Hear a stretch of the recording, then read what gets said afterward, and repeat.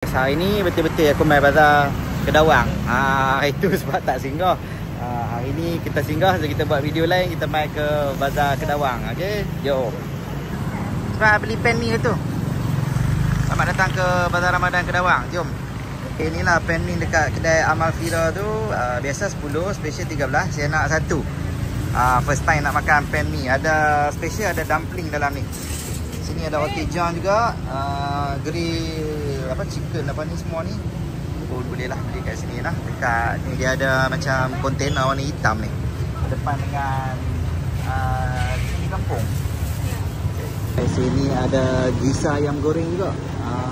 Ada gisa ayam goreng. Lepas tu ada pergi kat sini kita tengok ada churros. Boleh buat churros kan? Ya. Wow, saya boleh tak? Tengok churros tengok. Kita buat churros tengok, buat video sikit. Oh, kat ni cara buat churros. Kau boleh main beli kat Kedawang. Ayak yang telah lama dicari-cari, ayak tebu. Kena punya favorite.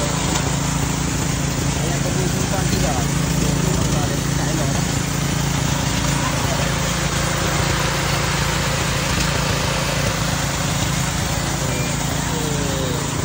Dapat dah yang di Hajati. Siapa nak cari ayam bakar, ikan keli bakar, ikan bakar, boleh main Kedawang. Ada apa? Bazar Ramadan Kedawang lah. Daging pun ada. Daging RM1 saja. Ada strip. Ni ada ayam gunting tak? Ada ayam gunting tu abang, ayam gunting. Jalan dia. Ayam pun banyak ni. Limau kasturi, mango, ocean blue, ribena. Boleh main support. Hari ni kita main Kedawang lagi. Hari tu video tak apa nak panjang. Hari ni kita buat video panjang sikit.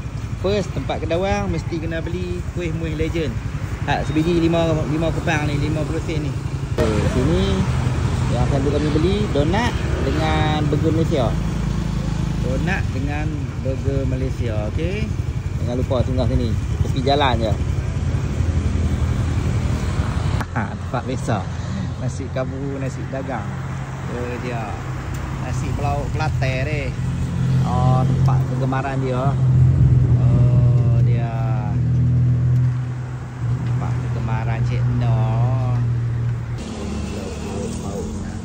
Ada solok. Ada nasi daging lemak. Nasi dagang apa tu? Ada. Ada ke nasi daging? Ada. Alhamdulillah. Tak tahu. Ada apa? Ayam solok. Sekali. Sekali. Ini favourite aku pula. Apa dia sini? Ayak nyok. Sini pak cik ni punya ayak nyok. Sedap tak? Ayak nyok dia sedap juga, manis. Dua boleh ah.